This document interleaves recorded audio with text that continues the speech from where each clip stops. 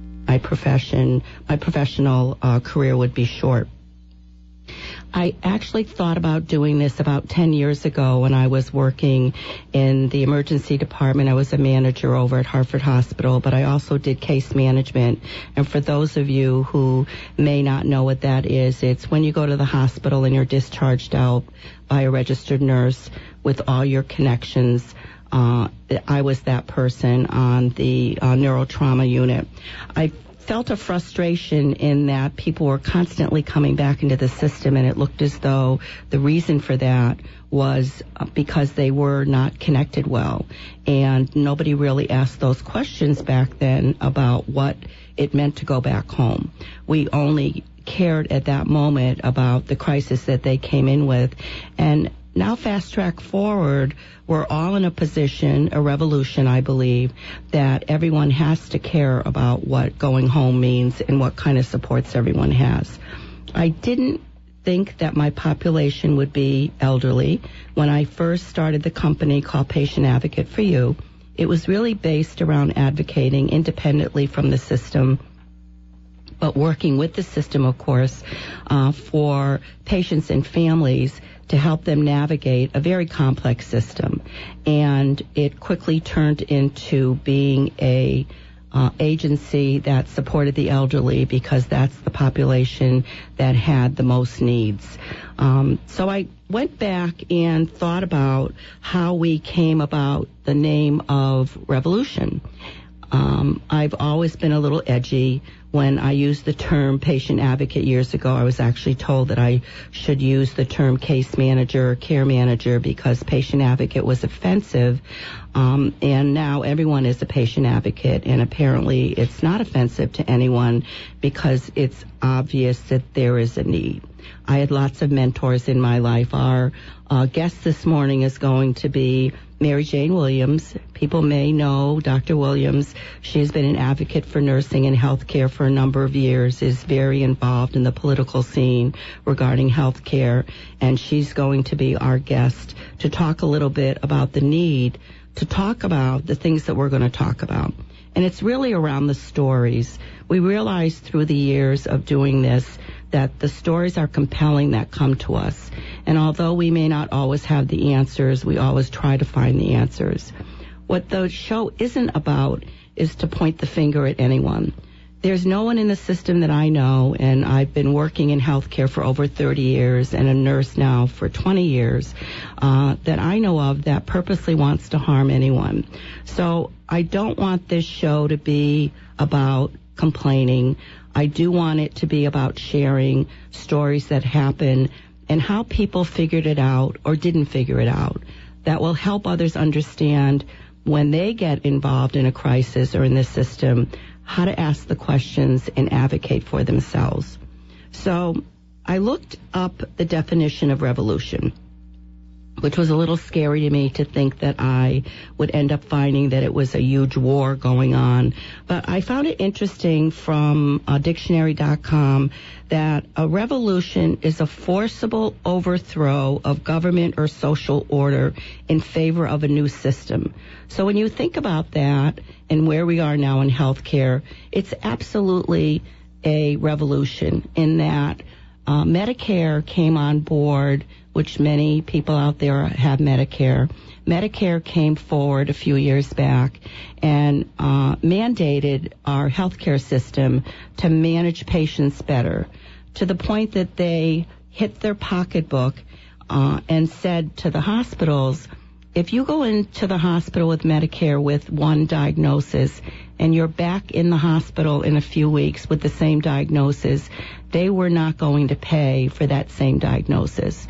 They felt very strongly that when that person is discharged, they need to be connected to their primary care physician and whatever resources they may need to keep them from re-entering.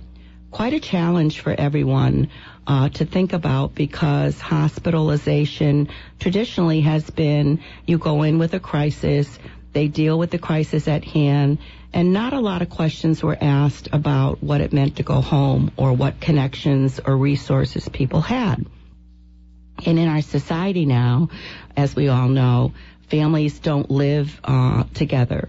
You have children now that are living out of state. We have some who live out of the country, and mom and dad are basically left at home to manage, and they often talk about how they'll call their parents and everything seems fine until a crisis develops.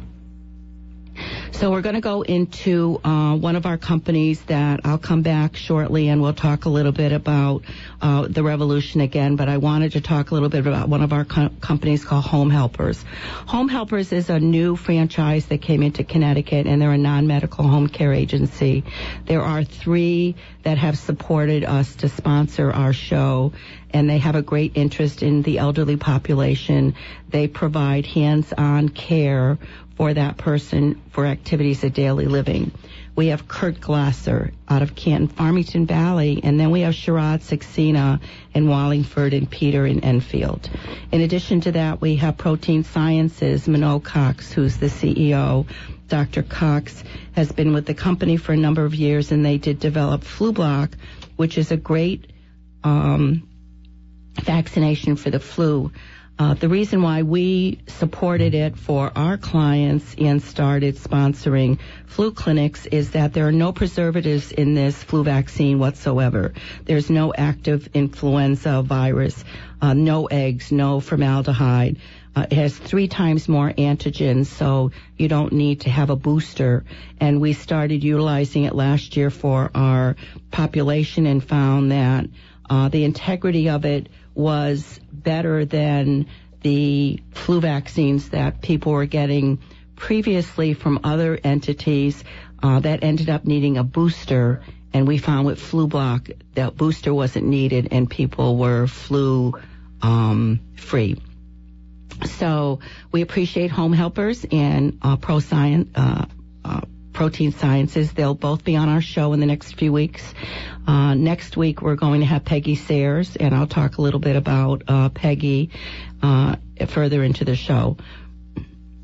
So I wanted to go back to revolution and the definition of it. So forcible overthrow of government or social order in favor of a new system. We do have a new system that's developing. I'm not sure anybody knows what that system is going to be, but everyone agrees that when people enter the healthcare system, and it's usually through a crisis, through a hospitalization, that everyone is in charge of making sure that person goes home well educated, well supported, and to not come back through the emergency department, but to be managed more by their primary health care practice if they have the right information. They're doing a great job with that. The accountable care organizations have developed. I found it interesting that we had to develop an accountable care organization to be accountable for health care, but they did start putting together practices and policies to help support patients, and I do see a difference with people leaving now than before. We'd like people to call in this morning. Our call-in number is 888-574-2723. We will have Dr. Williams on in about 10 minutes. She's going to call in and talk a little bit about the need of having a discussion about healthcare in general. And we really want this to be a radio show that assists with helping everyone with information. The stories that we get and the questions that we get is information that people, for whatever reason, have a hard time accessing or just don't know about. To further define revolution and the meaning of that, the other part of it from dictionary.com is stating a procedure or course as if in a circuit back to a starting point, a rebellion, a revolt, an insurrection, a mutiny, uprising. A dramatic and wide-reaching change in the way something works or is organized, or in people's ideas about dramatic change, radical alteration, and metamorphosis. I really believe that we are in a dramatic change in healthcare. The fact that we're all starting to communicate better. For years, it was very difficult when people entered the healthcare system, usually in a crisis, in the hospital, and you didn't have access to information about what happened prior to that. You didn't have their records at hand.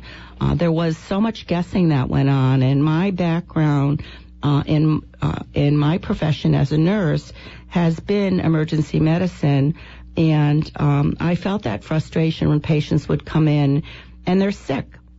And when you're sick, it's very hard to kind of remember what medications you were on, what happened prior to your coming in, who your doctor is. What medications you're on was a huge problem because a lot of your elderly population would come in and say, I take the blue pill or the pink pill. And we had no definition of that. So it became a huge mystery to try to get through and figure out why they were there, which also created and duplicated a lot of testing and processes that we did to patients because we didn't have that information. Now I think with some of our great EMRs, which is electronic medical records that are starting to talk to each other, you'll be able to pull up that someone had an x-ray last week, so that x-ray may or may not need to be repeated. You'll be able to pull up information about who their doctor is and an updated medication list. We always encourage and provide any of our clients information in a binder in their home that can be accessed when someone comes in and there's an emergency to bring with them. So I believe that Revolution Healthcare Radio, that the timing of this is right. We're all going to start talking about the things that people don't want to talk about. We're all going to talk about the stories that happen out there, the emails that we got. We have two websites. Our company website is patientadvocateforyou.com. Our radio website is revolutionhealthcare.com. If you go on to the WDRC site under shows, it will bring you to our Facebook page. So you have access to lots of information along with asking a question. We encourage you on our radio show page to please make comments in what you would like us to discuss in the future. This is going to be a weekly show from 11 to 12. I'm really honored to be in the same studio as Brad Davis. He and I got together the other day to talk about the show on Friday, actually, and discuss how I knew Brad when I was a teenager and listened to WDRC for a long time. And so it's kind of funny to be part of the Connoisseur Media family now and have our own show, which again will be every week from 11 to 12, 1360 a.m. And the number you call for any questions is 888-574-2723. Oh, I think we might have one of our first phone calls in. So, again, the reason for the show is wanting to educate people, not wanting to point the finger. I know many of you will come in with some profound stories that happened to you or of your families. We would ask that you keep any names out of your story. We're not here to point the finger at any hospital or any physician group. Like I said, I don't know of anyone or any place that have an intentional way to want to hurt anyone. It's just our system. So we have our first caller. We have Linda from Avon. Hi, Linda. How are you? Hello. I have a question. I'm a previous home care nurse, and I've seen a lot of clients in my time that have some form of psychiatric diagnosis, and I was just wondering what is available to the general public for dealing with psychiatric problems when they're identified by a nurse out in the community or a family member. Well, that's a really good question, Linda. We do have a certain population of patients or clients with psychiatric issues. I think that we're still struggling with a process for people to be able to be cared for and have their issues addressed when they're out in the community. I know that you can connect to their physician, their psychiatrist who can support them, but ultimately what happens is they end up in the ER. And if it's someone who has power of attorney over them. They can call that person who can make decisions for them when they can't. But if it's someone that I recently had in our group who didn't have power of attorney, it's a bipolar diagnosis, our nurse felt very strongly when we visited him, and we're not the VNA, we don't do hands-on, we coordinate care for people, but we were monitoring this gentleman monthly. We found that he agreed to go to the hospital, and then when he got there, he decided, in them questioning him, that he didn't want to stay. But he was willing to be, after they talked to him about whether or not he was suicidal, was he homicidal, how did he feel, and he answered all the right things, he said that he would stay, and what they ended up doing was taking him off the stretcher and putting him in the waiting room, and by the time our staff got there, he was gone, which almost created us looking for a senior alert for him statewide. We had many discussions with the hospital and the psychiatrist over this, and it's a dilemma for them because people have rights. So although I think we have a huge population of psychiatric out there, I think we're still kind of rallying around what do we do when we feel there's a crisis. So the one option is to get a hold of their psychiatrist and hope that they will be able to be proactive and call ahead of time to the hospital to have the person seen right away. The other is, in talking to this hospital, where this particular gentleman had been admitted multiple times for psychiatric issues. It was clear when we spoke to the department head, who was very concerned about what happened. And again, we didn't point the finger at anyone about this, but we're worried about why he was taken off the stretcher. What he said to us is that their system did not alert them that this gentleman had any prior history. So I think although our electronic systems are great, that there's still some work that needs to be done, especially for those who with psychiatric issues, that there's some kind of alert so that they can then go into the records and realize that this gentleman had been admitted shortly before for a suicidal attempt. And so great question. Like I said, at this point, I think it's the ER. For a visiting nurse, they can certainly call their agency. 211 is a great number for them to call because they do have a crisis mobile team that will go out and assess, and they can paper them, meaning that they can identify there's a problem. The police can do that also, but if the person seems to be able to say that they're okay and they're their own person, that's where the problem comes up.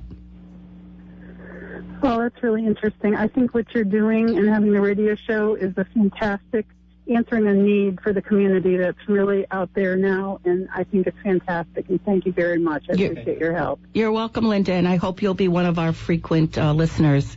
Thank you very much for calling. So my sidekick Christian here, who's trying to keep me in control, just said that Dr. Williams is now on the phone. Dr. Williams is a good friend of mine. She was my mentor when I went for my graduate degree. She's practiced nursing for over 48 years as a critical care nurse and educator and advocate and administrator, past president of the Connecticut Nurses Association. She continues to serve as the spokesperson for Connecticut Nurses Association, and she's the voice for nursing in Connecticut. She's supposedly retired, but I haven't known her to slow down yet, and is very involved with legislation down in at the Capitol. And like I said, next week we're having Peggy Sayers, who is a state representative, who's also a registered nurse, who's going to be on the show to talk a little bit about some of the legislation. So good morning, Mary Jane. Good morning, Sharon. How are you? I'm good. How are you? I'm good. I enjoyed your comments, and I have some responses. I do think that we are having a revolution in healthcare, but I think it's related to the growing demands that we have with patient needs across the lifespan, and also because of the changes in healthcare. You brought up a very important issue a few minutes ago about the fact that we used to see people who were in crisis. And many people used emergency settings to get their care and didn't have primary providers or do any preventive health. Now what we see is with the Affordable Health Care Act, ACA, people are being required to have primary providers who can focus on prevention. Now, nurses have always focused on prevention and education, but this is a new concept that's being really applied across the lifespan. And I think hospitals have all tried to respond to this by creating, patient navigation systems. But I think the patients, the clients themselves, aren't educated enough to understand what all of their responsibilities are, and I don't think that we teach them how to advocate for themselves, so that many people, when you talk to them, say, well, I'm a little intimidated to question my provider, regardless of who that provider is, because they're the experts. So I think we have a responsibility as nurses to really focus on educating our patients and teaching them how to advocate for themselves. Nurses have always focused on advocating for individuals. We're required by the social policy statement of nursing to be our own personal and professional advocates. And so I think that with that knowledge that we provide for nurses during their education, nurses can begin to teach patients in all of the settings that we see them, whether it's in the primary care setting, whether it's in a hospital setting, or whether it's in a short-term, long-term rehab setting. We can start to develop programs to help patients to better understand what their needs are. Well, and I absolutely agree with you, and I think that the intimidation factor is totally understated, that people don't understand that at the end of the day, people are very intimidated by a physician. And it's not the physician's fault. You just have this sense when you go in that if they tell you something, how dare you even question it? And there are some groups who kind of continue to support that, in that they don't make it easy for people to ask questions. So when you talk about the practices that are out there and nurses, what my experience has been in our nursing practice, and again, our nursing practice has nothing to do with hands-on, so we're strictly hired privately to be independently involved to help people navigate the system that just was not around a long time ago, and is available now in addition to whatever navigators or patient advocates they may have in the hospitals. There are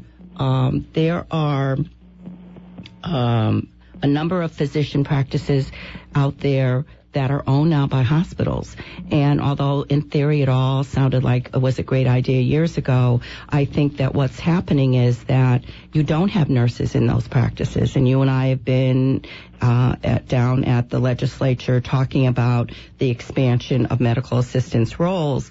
But as we have more complex patients, it's very important for them to add nursing staff to their practices, exactly for what you talked about, is the educational piece of it, in that if someone calls or comes in with an issue, the doctor seeing 28 patients a day isn't really going to have the time to sit down and talk to someone about managing their disease, with the diabetes, the COPD, the CHF, all those chronic diseases that people are trying to manage on their own.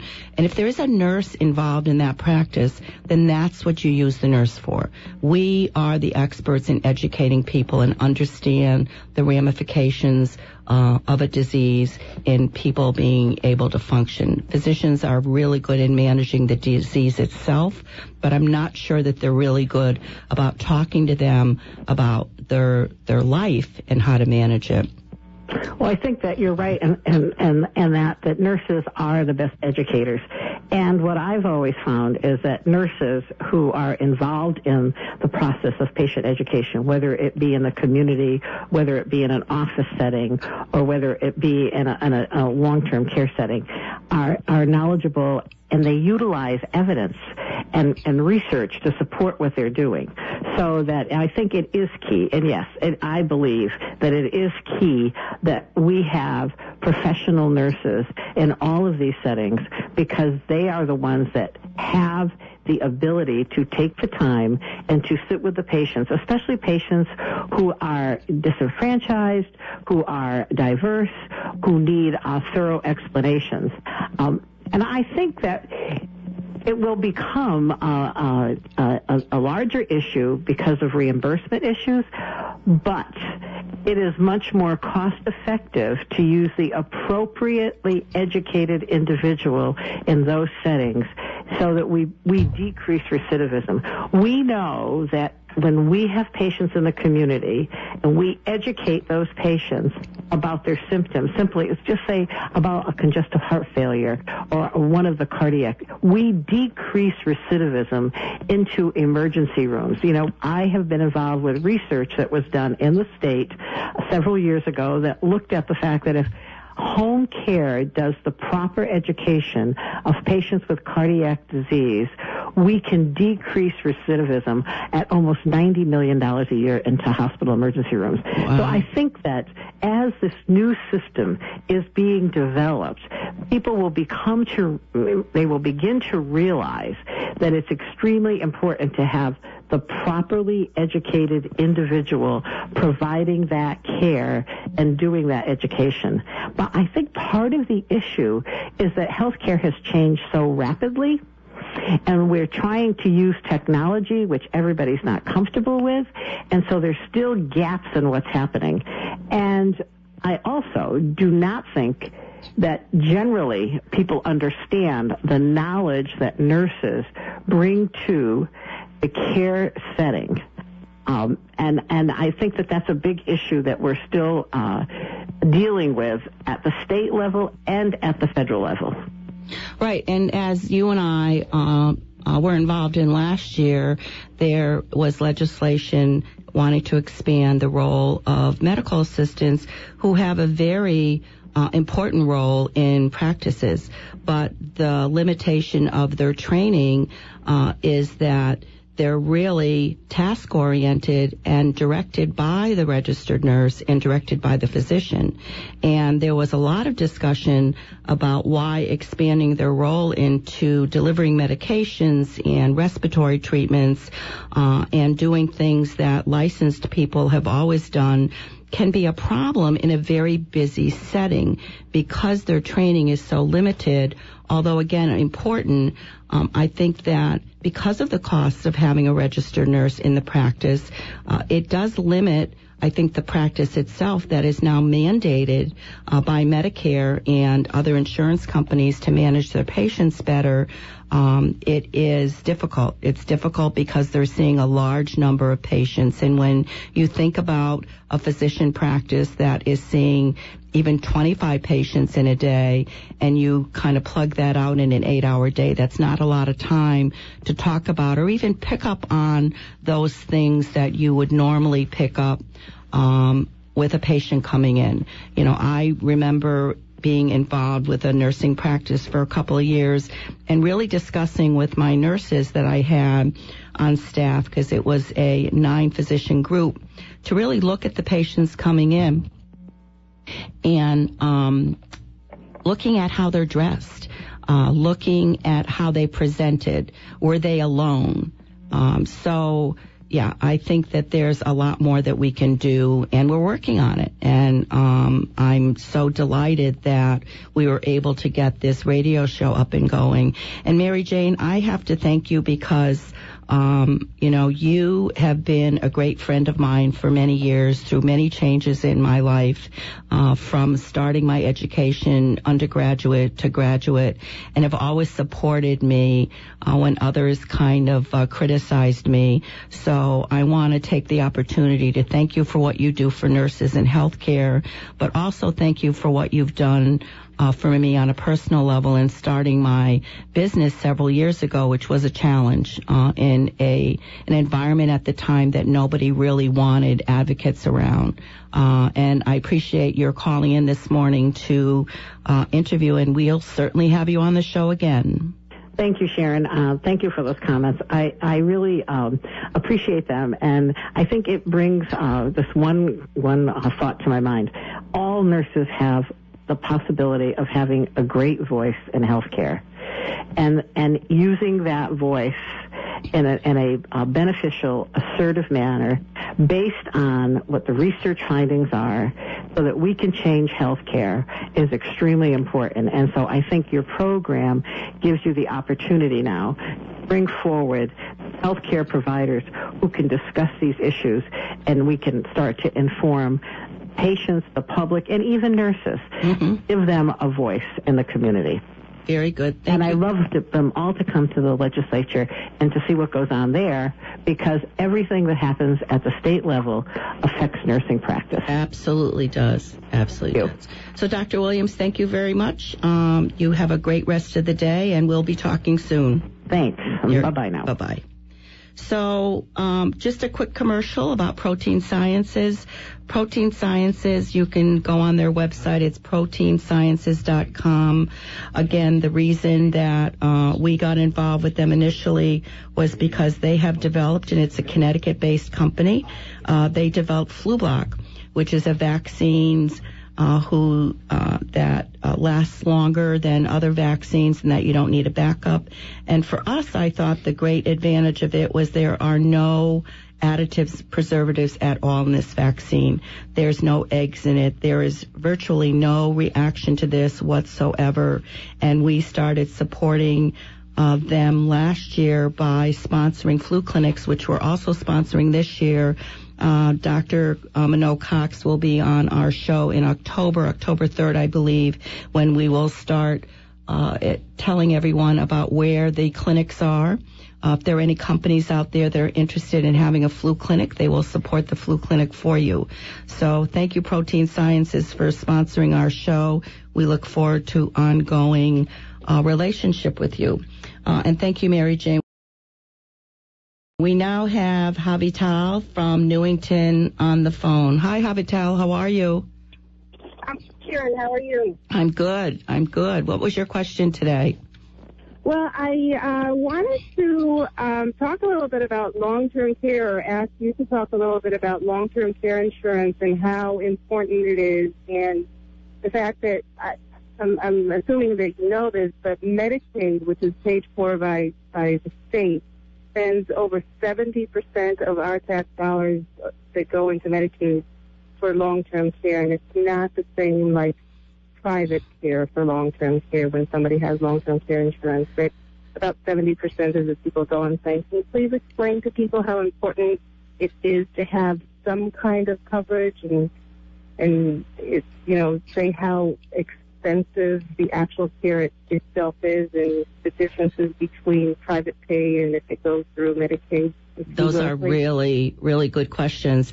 I didn't understand that or even know that there was long-term care policies you could get until I started my nursing practice, and people that we would get involved in would have a policy that the families would tell us about. And what the policies are that you can buy is long-term care coverage. And what that coverage is, my understanding, we are going to have a long-term care expert on our show in the future, is that when you are in a position to have to go to assisted living, even convalescent home, and have to private pay when Medicare doesn't pay any longer, and in addition to that, need help at home.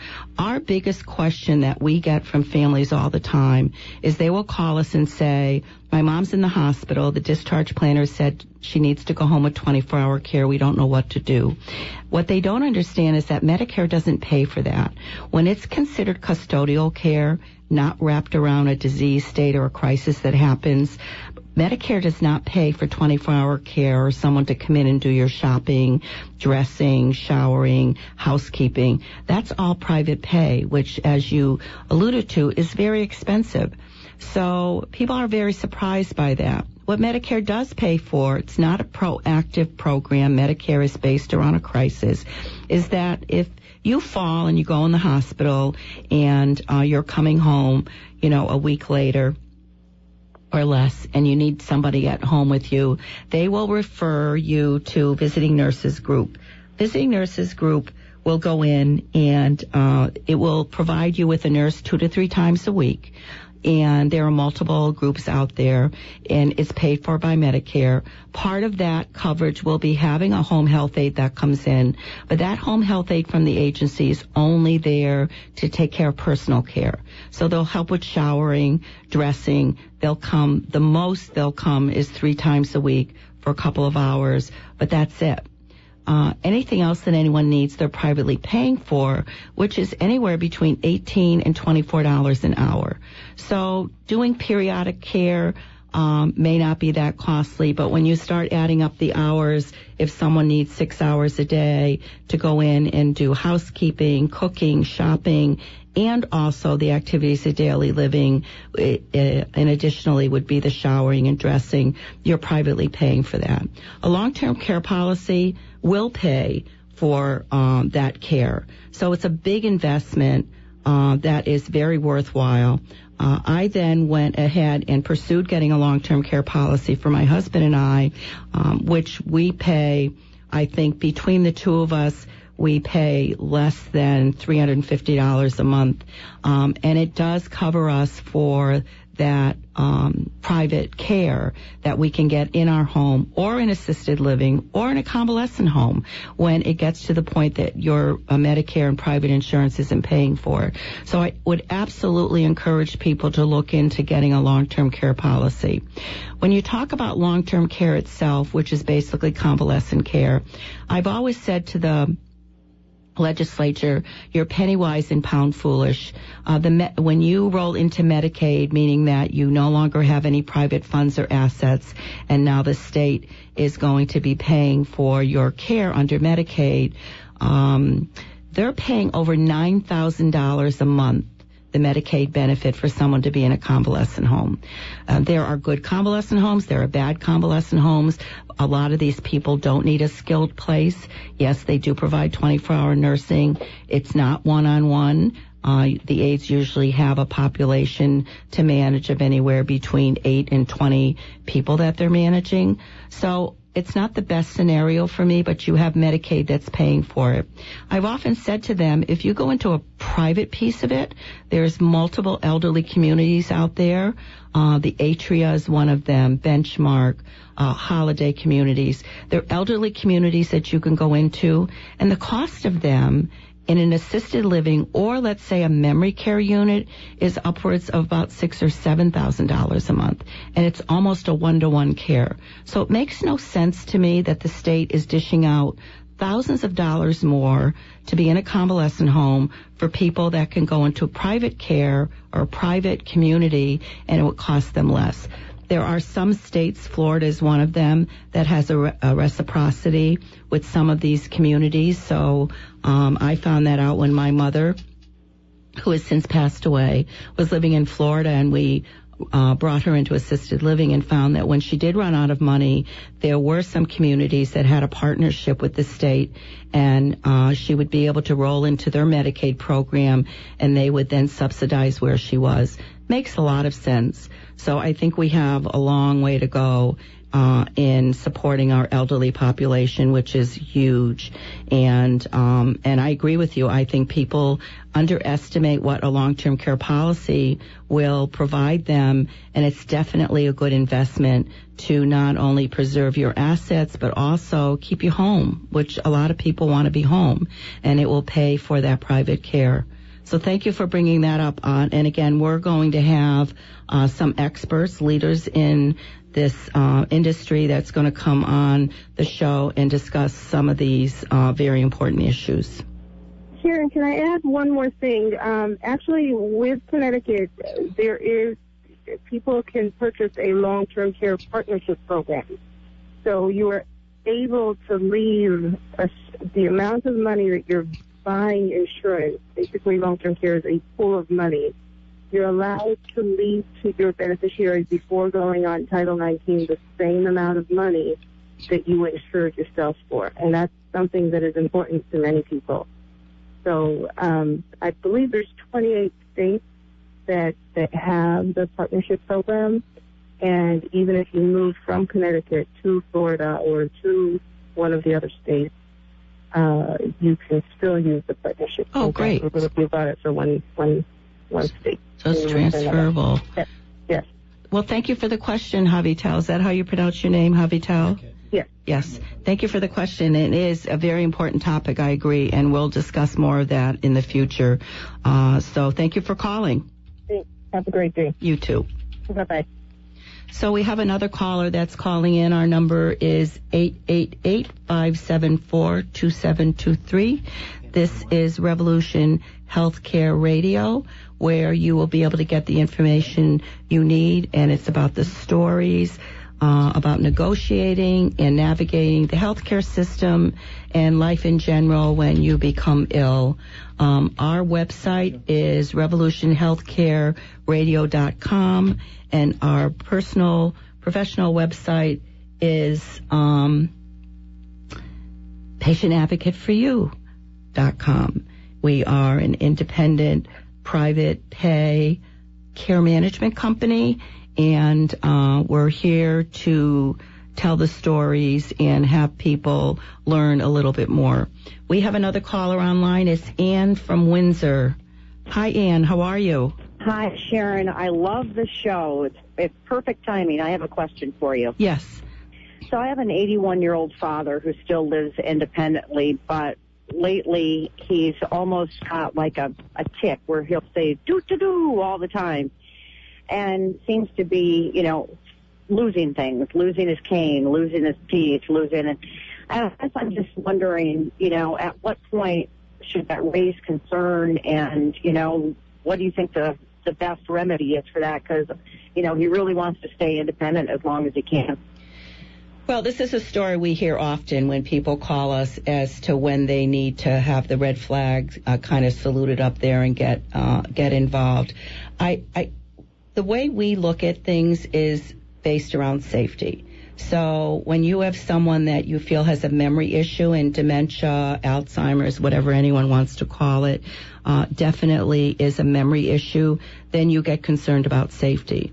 I think that physicians are much more aware than they have been in the past in dealing with their elderly population. So I would suggest that you go back to his physician and discuss a little bit with him or her some kind of evaluation for him to identify what his functionality is, and does he have a form of dementia, memory issues that you need to worry about. Does he But Sharon, how do I do that with HIPAA, and if I'm not a signature on his health records, aren't they going to say I can't discuss that with you? Well, not necessarily. So I would definitely encourage you to get power of attorney of him while he has the ability to say yes, no, or be indifferent about it, because otherwise you'll end up in a crisis. And I will say that the healthcare system is pretty friendly with family members in having them make decisions, discussing things.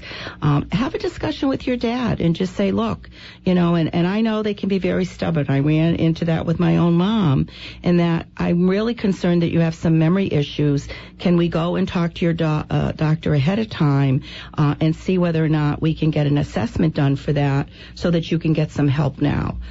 It's a very proactive way of doing it, and if you make them feel that they're part of it, then I think that you'll find that the physician will be very willing, if your father is there, to discuss this with you, because there is no HIPAA violation. You're doing it in front of him. And there are tools that are simple tools that they can utilize in order to evaluate your dad and say whether or not he needs further evaluation, which there are geriatric psychiatrists out there that's all they do, that they evaluate for dementia and they evaluate for Alzheimer's. I would also encourage you to go to the Alzheimer's Association website. There's one in Connecticut, and there's a load of information on that site. We're also going to have someone in the future on our program from there that will be able to help guide you as a family member to get this addressed before there's a crisis. I think you've noticed enough that you're concerned and you're asking questions, and you can talk to his doctor about it. And although the doctor can't talk to you necessarily For instance, if you call the doctor ahead of time saying, look, I'm going to make an appointment with my dad and bring him in, but these are my concerns, there is no HIPAA violation because the doctor isn't sharing anything with you. You're sharing things with the doctor. And the doctors want to know this. If you bring it to their attention, they will help address it. There's no cure for it. But there are ways to manage it, and there are ways to get some help. And, again, I would encourage you to go to the Alzheimer's Association in Connecticut. Okay, well, I just want to thank you for all that you do as a patient advocate because people need that, and they don't always have someone, in there looking out for their best interests. So, I love the show, and thanks for your great advice, and I'll heed that advice, and maybe I'll let you know how I make out. Excellent. Well, we're here every Saturday from 11 to 12. Thank you very much, Ann, for calling. Bye. So that's a very typical example of what we get in our office. We will get calls from families with concerns. And again, I would encourage people that if you have concerns, there are valid concerns. If you have that gut feeling, there are valid reasons for having that gut feeling. And before there's a problem, you really need to talk to your loved ones about getting power of attorney. It doesn't mean that they cannot make decisions on their own. It just means that when they can't, you can be their voice. And I know families are very resistant in wanting to discuss that because they have very stubborn parents who think that you want to take things from them. But I think if you try to make them understand that what you're really trying to do is preserve their independence. You want to preserve the independence that they now have, and doing that is really allowing you to provide them with the best support system possible. And there's a lot of support out there for dementia, and I think physicians need to know what's going on, and then they will be able to provide you with the direction to go. So again, we have about 10 minutes left to our show. Thank you for the people who've called in. Thank you, Dr. Williams. Our call-in number is 888-574-2723. This, again, is Revolution Healthcare Radio. Our website is revolutionhealthcareradio.com. If you go on the WDRC website and go under shows, it will direct you to our Facebook page. We have our own web page for our nursing practice, which is patientadvocateforyou.com. I wanted to talk just a little bit more about what we do and what we don't do. So my concept when I started the company was really to have a group of very seasoned registered nurses. I only hire people who have 20 years or more experience, that know how to navigate the system, know how to manage crisis, and actually know how to speak to physicians in a way that they get the information that they need to make the best decision about their patients. We do not do hands-on care. The VNAs, Visiting Nurses Associations out there, do a great job with that. It doesn't mean that if we have a physician that says to us, can we monitor someone's blood sugar for a couple weeks to bring it back to them, we'll do that. But we're a very proactive group in that once we get past a crisis with someone and we remain with them, we might visit them once a week or every other week. We get to know our clients really well so that when there is a crisis, we can then come into the hospital or the physicians with that information. We're a 24/7 company, meaning that any of our clients that have an issue at 2 a.m, they can give us a call, and they can we can then launch a registered nurse. We call it Launch a Nurse Advocate out to the hospital that they're at.